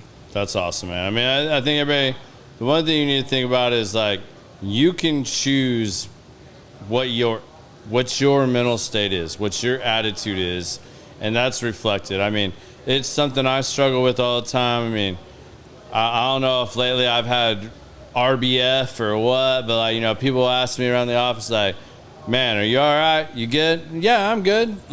Well, shit, man, am I putting off that vibe? Am I not being me today? And I think that's real important for people to think about. That there's few things you can control, but you can control what energy, what mood you bring to any situation, and being the best you. That's all anybody can ask. And be you. Whatever being you means to you, be you. Because at the end of the day, that's really all that matters. Because the most important asset we all have is time. So if time is your most important asset, that's what everybody's trying to gain. Whether it's from wealth or anything else, you're trying to gain more time to do what you want to do with your time. The better you can get at that, I feel like the happier you're going to be in life. I would agree with that. 100%, yeah. Absolutely. So we're going to wrap the show up, guys. I hope you guys have enjoyed sitting down with Vince and I today. I've truly enjoyed this show. I hope you guys have enjoyed it as much as I have. Next week, we will be back again on Tuesday, 6 p.m. For those of you that are always hammering me about having more people from my professional industry on, We have a legendary long lifer in the multifamily industry. We have Sue Ann Tinsley coming on, who just recently retired from Day Rise. I think you guys are going to enjoy that. You're also going to see that's going to be from a completely different location. We're shooting that one at my house. My wife's like freaking out about this already. So, I mean, like, this is already going to happen. But, like, you know, she's a close friend of mine. We're going to do this at the house. We're going to play pool in the background. You and Sarah are going to play pool when you get done. Oh, I got to work? Yeah, you got to work, Biz. Damn. You got to work for a little while. All right. But yeah, we're gonna bring that show to you live from my house. Should be more than you guys have expected. It should be an interesting show. So again, stay tuned, you guys. The website, I'm gonna go ahead and say for any of you that are still listening, because we're like running over time here, the website is actually 98% done. If you look it up, you can find it. It's there. It ain't its final form yet. Merch is on the way. Merch is coming. Before the Amplifiers is coming. My goal is to have this out in late September. So we'll see if we can meet that deadline. I hope you guys enjoyed the show. We'll see you next week, and peace.